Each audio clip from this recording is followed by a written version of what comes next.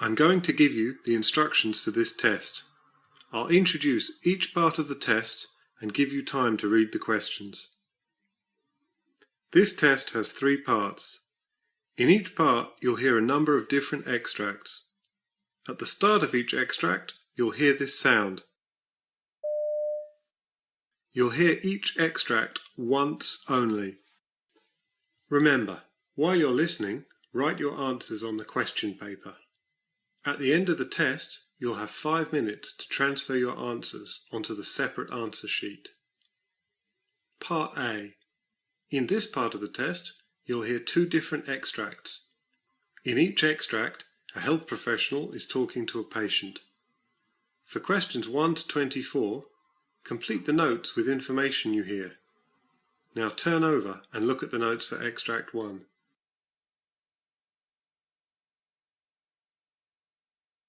Extract 1, questions 1 to 12. For questions 1 to 12, complete the notes with a word or short phrase.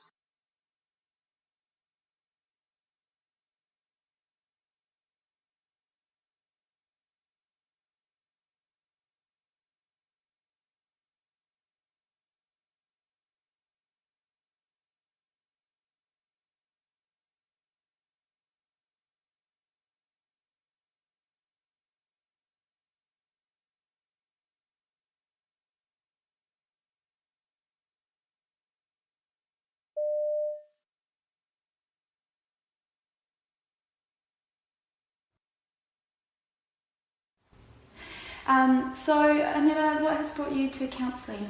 So I've been in a relationship with somebody for about 6 months. Okay.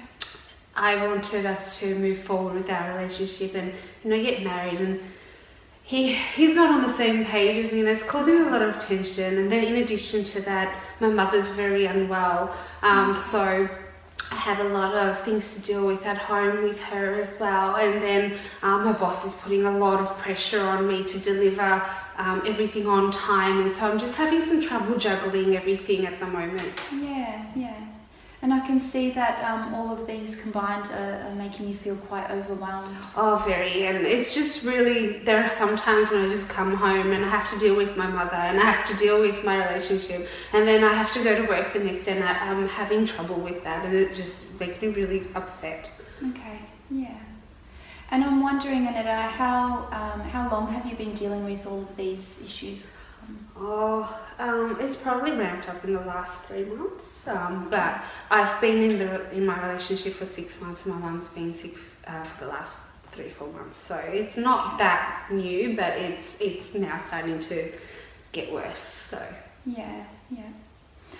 So how have you been coping so far with all of these pressures? Not very well, but yeah, I just take it day by day, and communication's a bit of a difficult one. Like I said, this is my first time doing counselling, and don't really have anyone else I can turn to, so it's very hard. Yeah. I do understand that it is very hard to seek support in such personal issues, but that's what we're here for, and that's what we're hoping that we can do with this session as well. So given that this session's very different to the other ones, I just wanted to know, you told me that you are experiencing some concerns with your partner because you want to move forward and he's not in the same place as you, and your mother's quite sick, and you're looking after her as well, so that's an area of concern for you. And then you have some pressures with work. So I'm just wondering if we could prioritise any of those concerns. What would the biggest concern be? Well, probably dealing with my mother and my relationship are probably quite equal, because my mother's also putting a lot of pressure on me to get married. Obviously she's not well, so she wants to see her family happy. Dealing with that situation is probably the number one thing for me at the moment, and the work thing I can deal with because I try not to bring work home, but obviously that's a bit hard too. So when you say dealing with that concern, do you mean working the relationship with your mother or the relationship with your partner? Probably with my partner first, because I feel like I'm putting a lot of pressure on him because of what's happening with my mother. Yeah. Okay. So what we can do is, if it's okay with you, focus on that area first, and we will look at all the areas that are overwhelming you, but we can start by working on that issue first, if that's okay. Yeah? Yep. Excellent. So we only have a couple more minutes before the session ends, and I was wondering if you had any other questions before we go and sign the contract. No, just maybe in terms of the number of counselling sessions I'll need. I know you said that the first 6 are free, but obviously money is a bit of a factor as well. So what happens if I have to go over the 6 sessions? Yeah, and I do apologise, I said when we'll go and sign the contract, but you already signed it. But so if you go over the 6 sessions, it will be $70 after for each session. And you can, like I said, you can continue as long as you need to. So it's really difficult to find a time for every single person and have a set time. So we like to see how it goes, and together we can work out what the best time frame is for yourself. Okay, excellent. So if you don't have any other questions, we can book another time in next week for you. Yeah, definitely. Thanks. Do I speak to reception about that? Yeah, well, I'll come out with you and we can sort that out. Great, thank you. Okay, it was lovely meeting you, Nice and meeting thank you you so too. much for opening up and having that chat with me. And we'll focus on the first topic of you and your partner. Okay, thank you. Okay, Thanks excellent. very much. Thank you.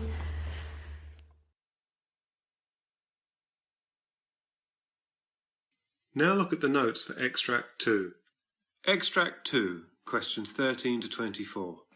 You hear an optometrist talking to a patient called Marcia Samarina.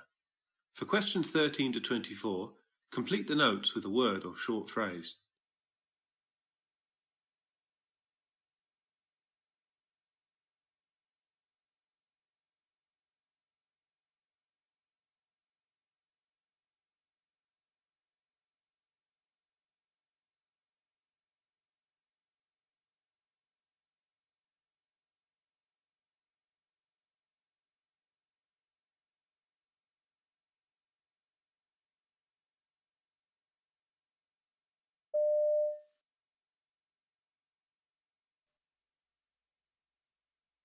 Now, Jane, just before we begin, can I start by asking you your age? I'm 25. Okay.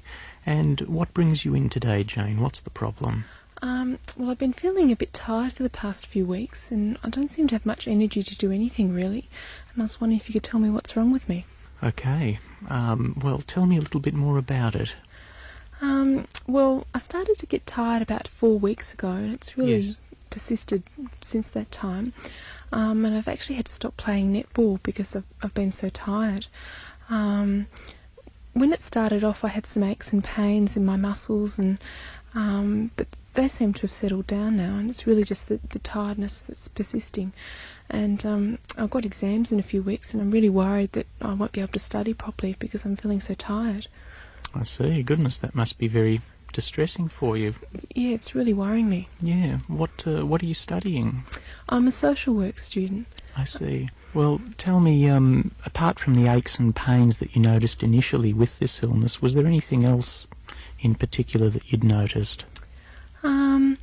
Well, it sort of started quite suddenly, really, and when it started, I had a bit of a cold, a bit of a blocked up head and a runny nose. And I actually went to the doctor at Student Health at the university, and he said I just had a virus and I didn't need any treatment and it would go away. And he didn't do anything else than that, really. Right, okay.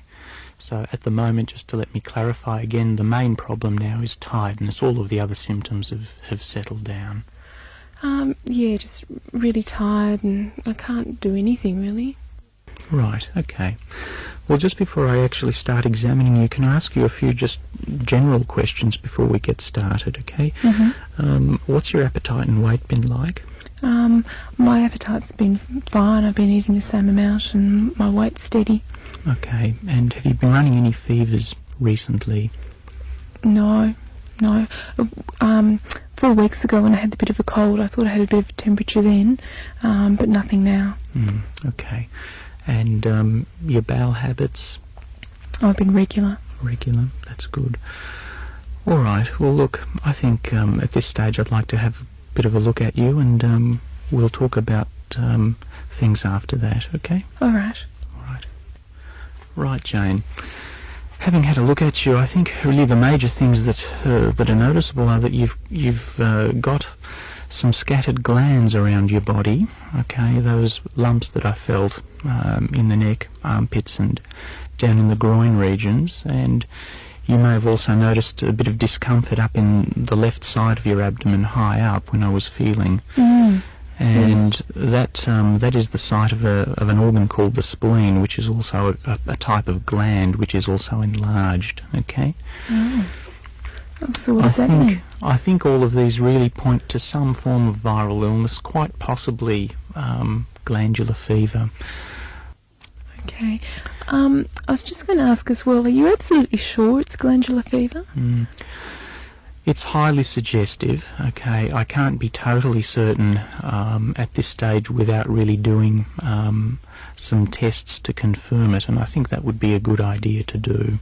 What sort of tests are they? It's a blood test, and it will involve a small sample of blood being taken. Really, what I'll do is do a specific test for glandular fever as well as looking at your blood in general to make sure that there are no other possible problems there. And that can tell for sure if it's glandular fever? Yes, that's correct. Right. And when you do the blood tests, can you see if I'm anemic as well? Yes, certainly. Is that a particular concern of yours? Yeah, well, I've been having all those ads on the TV, you know, about if you don't eat enough meat, then you might be anemic, especially if you're tired. And I was wondering if that was my problem as well. Okay, I mean, tiredness certainly can be one of the symptoms of anemia, and I think it's justified that you're concerned about it, particularly given the publicity that we've been having, but I can fairly confidently reassure you just on having examined you that that would be very unlikely in your case, okay? But we can certainly run that test, and in fact I was going to run that test as a routine anyway. Oh, that's good. Right. What you need to do really at this stage is rest, okay? There are no specific remedies that I can give you for this illness. We can't cure it. Your own body will cure it by fighting it off, but that will take a bit of time.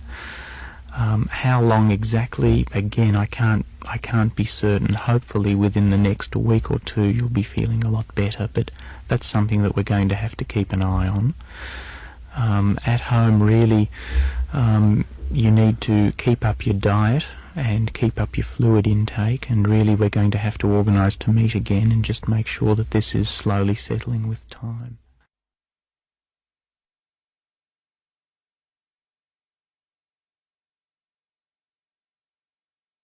That is the end of Part A. Now, turn over and look at Part B.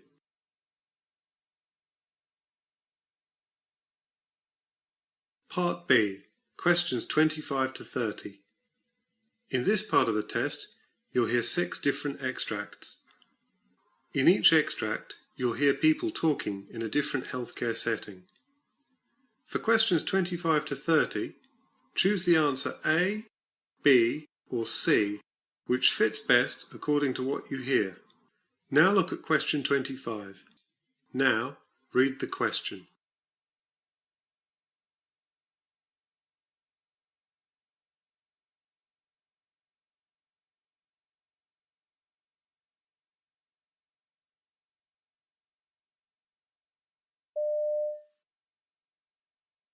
The new draft recommendations make 3 points. The first point is that WHO recommends a reduced intake of free sugars throughout the life course. The second recommendation is that the intake of free sugars in both adults and children should not exceed 10% of total energy intake. But we also make a third recommendation, and that is that a further reduction to less than 5% of total energy gives additional health benefits. We know that dietary risk factors are very important factors for the risk of non-communicable disease. We have an epidemic of non-communicable diseases. We have at the moment 36 million people dying from non-communicable diseases, most of them in the developing world, 80%. We have a projection of 50 million for 2030, so it's huge. And dietary risk factors, as well as tobacco, are one of the main determinants of those diseases. I mean, if you remove the risk factors, then a lot of those deaths can be preventable.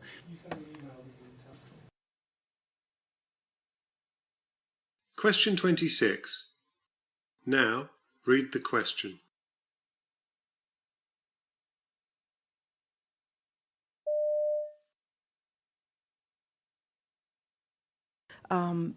Overall, what we found were some very reassuring things for physicians caring for women with epilepsy and for women with epilepsy who are planning to become pregnant.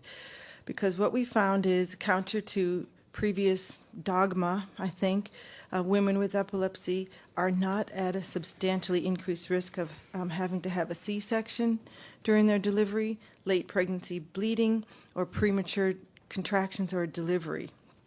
Also, the findings strongly support that if a woman is seizure-free for a period of time, 9 months to 1 year, prior to becoming pregnant, it's very likely that she will continue to remain seizure-free throughout the pregnancy. So this is very reassuring information to women and their physicians as they plan going ahead with pregnancy.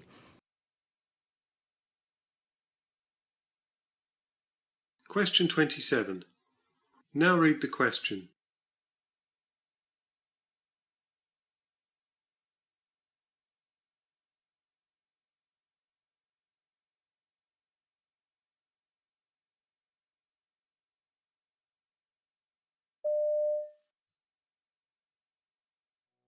Opioids like codeine have very limited evidence in the management of chronic persistent pain. I think our role in the pharmacy is to have the conversation with patients to help them understand the biopsychosocial model of chronic pain and to shift their expectations towards improving their function rather than expecting a cure of their pain. We also need to refer these patients to a GP for a comprehensive assessment. Annoyed customer. This will take more time out of our busy schedules and more money out of our pockets on pain relief thanks to those who abuse it. It's important to help consumers understand that codeine is a highly addictive drug. We know that tolerance, dependence and addiction to codeine can develop very quickly, and that many people are self-diagnosing and self-treating with codeine combination products available over the counter. I think it's important that we can reassure patients that there are alternatives available in the pharmacy and that if they do need codeine-containing products, that they can still get them on prescription from their GP. Question 28. Now read the question.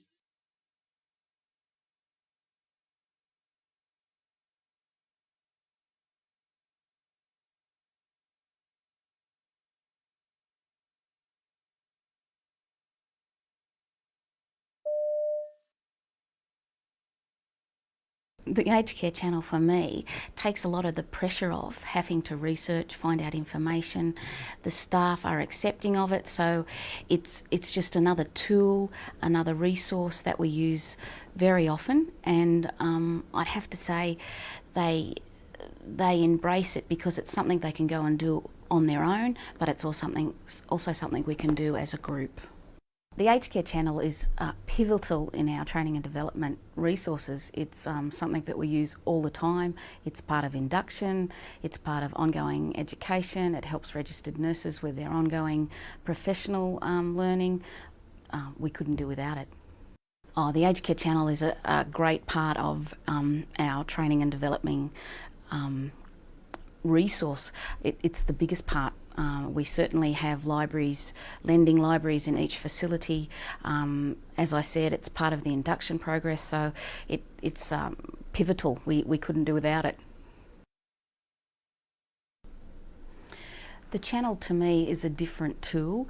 We don't have the equipment or the skills to make DVDs or live television, so it brings another type of learning, because everyone learns differently, right into rooms right across the villages. So for us it's a different method, and a lot of the staff really respond to that rather than someone just talking at them. So the interaction, the acting, the scenario all adds to the learning.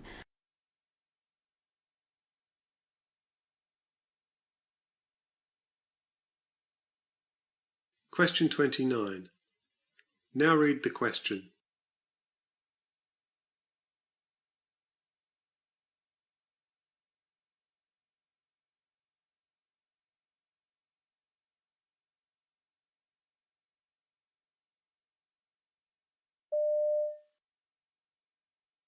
The idea here is to take those cells out of her body or patients' bodies and reprogram them. That's the term for gene editing. Reprogram those cells to identify cancer, put them back into the body in much larger quantities so that the army has expanded, and then see if that can fight the cancer.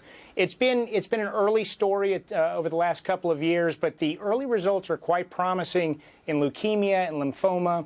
We've seen it a couple of years ago in melanoma, and studies are now getting started in other cancers like ovarian cancer, breast cancer, pancreatic cancer. Very exciting story. We, at our center in Nashville, just 6 days ago, opened a trial in the community for patients with lymphoma. So very exciting time. Well, we've always known that there's a genetic link to a number of cancers. The big struggle is identifying whether a particular genetic abnormality in an individual, say at an early point in their life, is going to lead to the development of cancer. So we know for several cancers there's a high risk with certain genes. I guess the one that has caught a lot of attention over the last several years has been what's called the BRCA or BRCA genetic alterations that lead to an increased risk for breast cancer and ovarian cancer. So understanding more correlations like that, if you have this genetic abnormality at birth or later in life, is that going to lead to the development of cancer? A lot of work still in that area. We're learning it's a combination of those genetic risks and probably environmental risks as well. So it may not just be one thing that leads to the development of cancer for the majority of people. Question 30. Now read the question.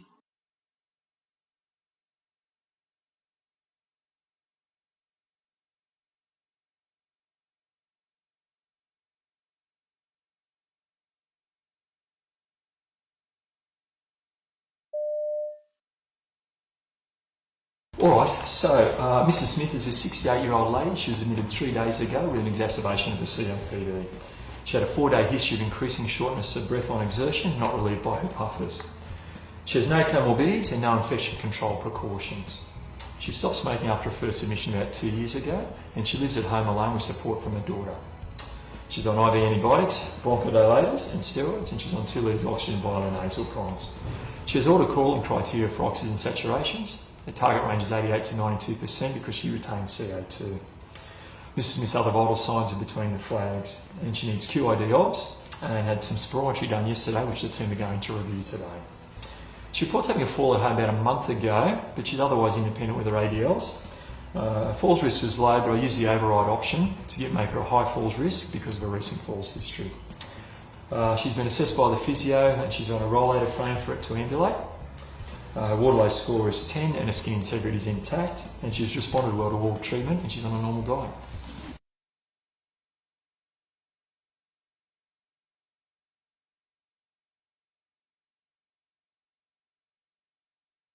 That is the end of Part B. Now turn over and look at Part C.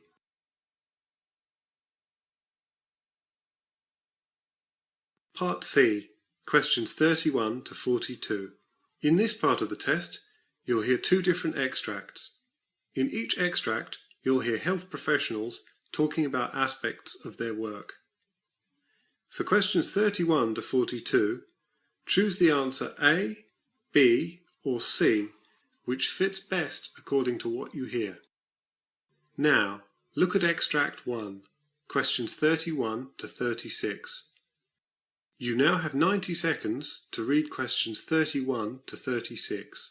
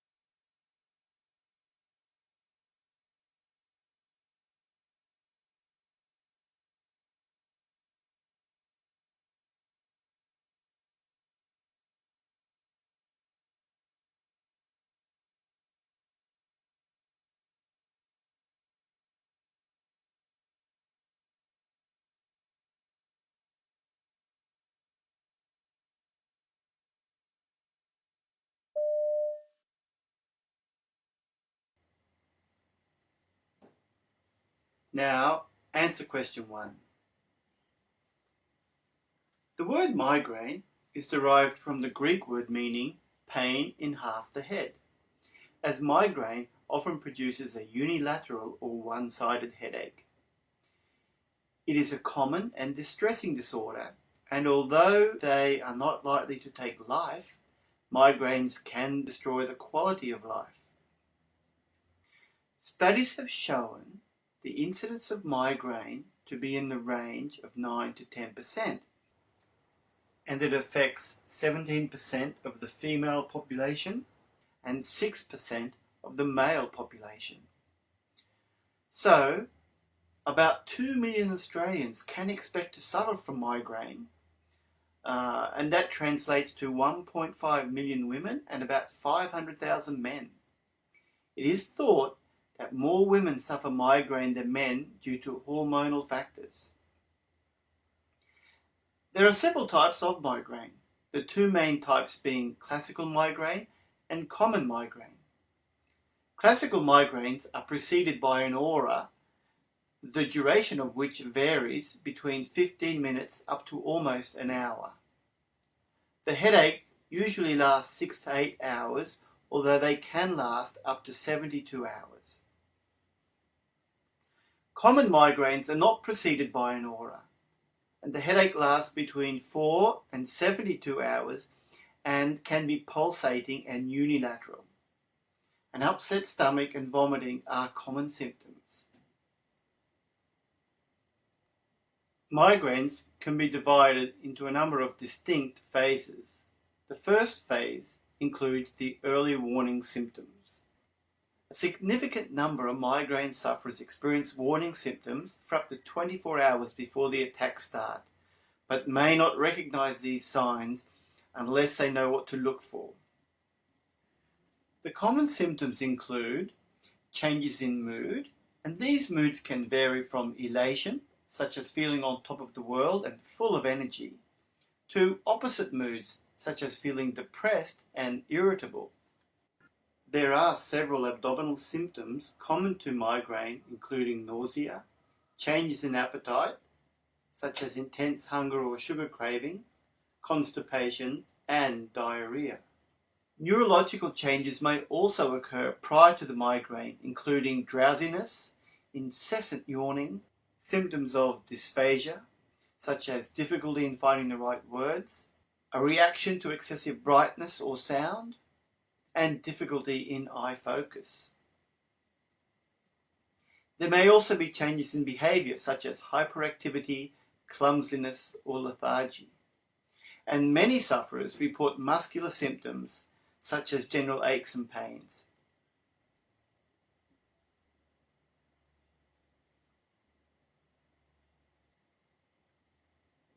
The second phase is the aura. The aura accompanies migraine attacks in about 20 to 30% of migraine sufferers. The most common aura symptoms are visual disturbances such as bright, zigzag lines and flashing lights. As well as that, there may be difficulty in focusing or blind spots. The aura commonly affects only one eye, but it can disturb the visual field of both eyes. It usually lasts between 5 and 60 minutes, then the vision normally returns to normal. Less commonly, aura affects sensation or speech. The third phase is the headache. The headache phase can last for up to 3 days. It is often throbbing and on one side of the head, but it can affect both and it is made worse by any kind of movement. The most common accompanying symptoms in this phase are sensitivity to light, sound and smell. Eating can help reduce symptoms, especially starchy foods such as breads and pastas. The symptoms can be more distressing than the headache itself.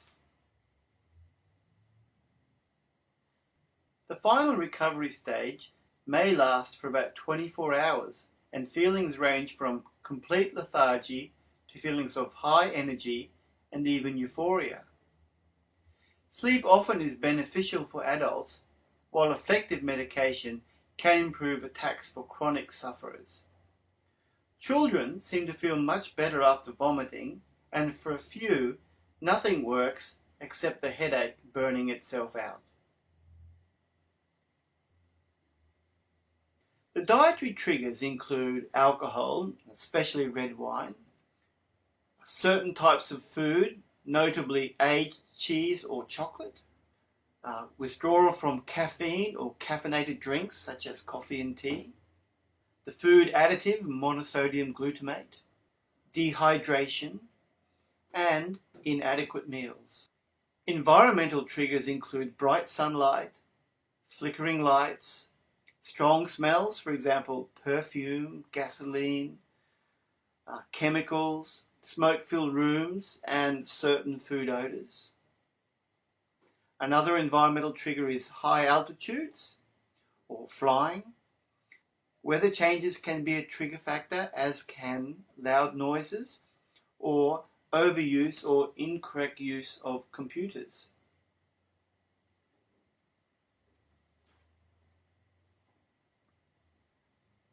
Other trigger factors include the hormonal triggers. Hormonal fluctuations are implicated as a significant trigger for women, as 3 times as many women suffer from migraine headaches as men. This difference being most apparent during the reproductive years.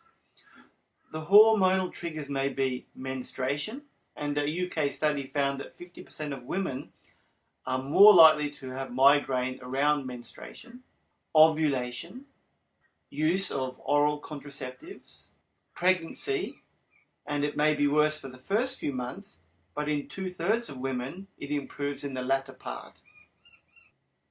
The physical and emotional factors which can trigger migraine include a lack of sleep or oversleeping, and even as little as half an hour difference in routine, such as sleeping in on the weekends, can make that difference. Illness, such as a viral infection or a cold, stiff and painful muscles, especially in the scalp, jaw, neck, shoulders and upper back, sudden or vigorous exercise, emotional triggers such as arguments or excitement, and relaxation after stress, which is known as the weekend headache.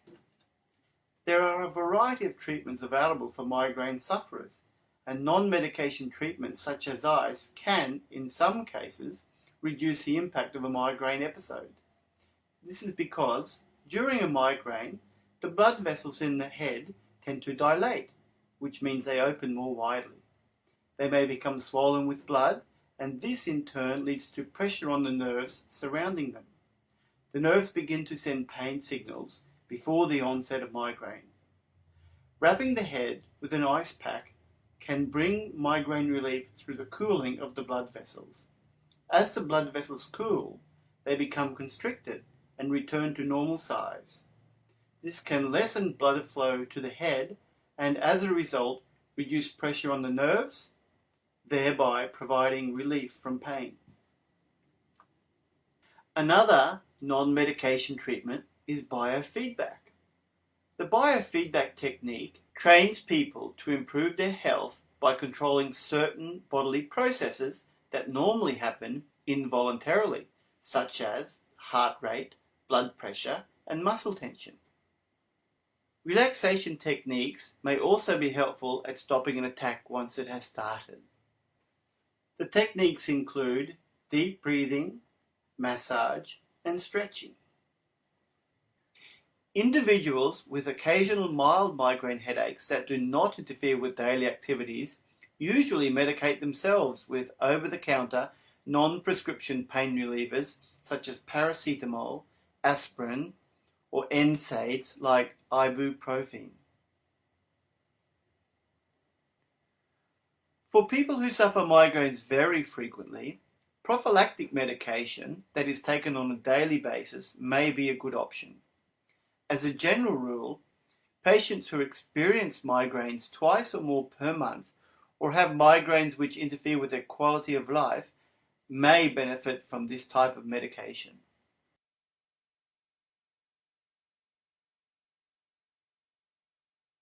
Now, turn over and look at Extract 2, questions 37 to 42. You now have 90 seconds to read questions 37 to 42.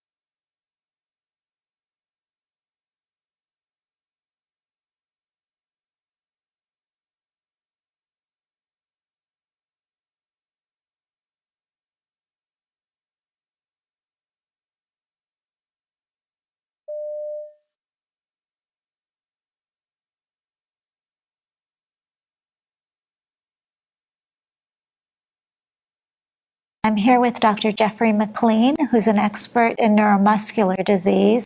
Tell us a little bit about your background. How did you become a neuromuscular disease expert? Well, I started out with my general neurology training, which I did at Wilford Hall Medical Center. And from there, I did a fellowship in neuromuscular medicine before returning to where I am now. And what's your typical day like? What kinds of patients do you see?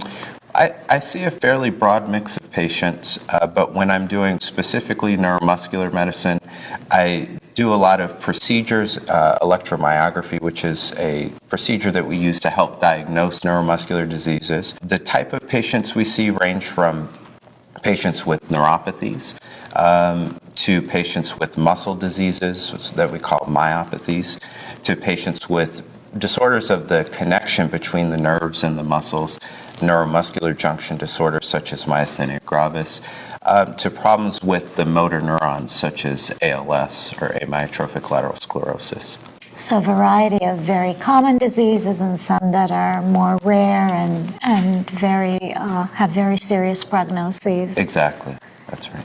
And what is the most exciting new development in your field? Which of those conditions have something new to offer patients who are listening? I think perhaps the most exciting field where we've seen a lot of attention recently has been ALS, especially with the Ice Bucket Challenge recently that garnered so much public attention, so much public excitement.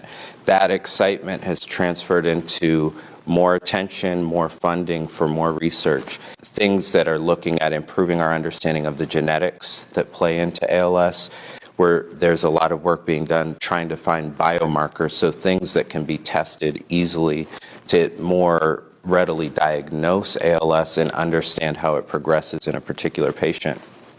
All these things ultimately help us find and research possible treatments that in the end are hopefully will lead us to things that will really benefit patients.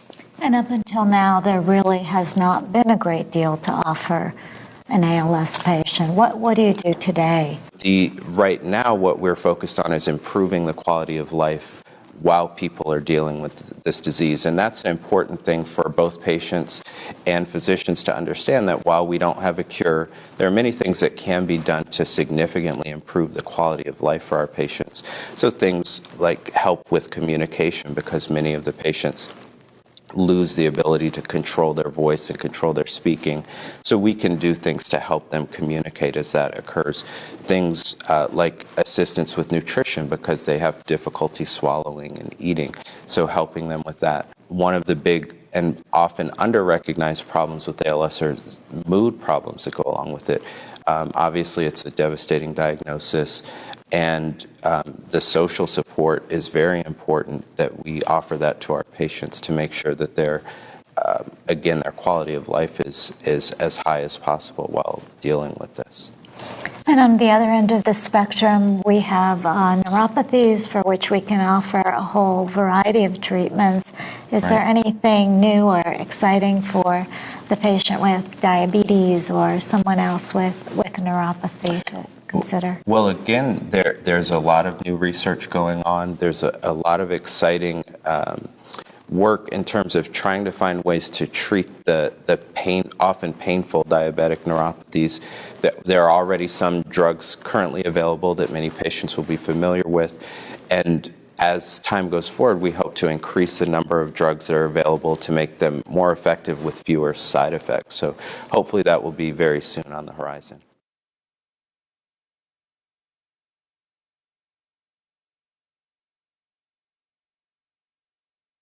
That is the end of Part C. You now have 2 minutes to check your answers.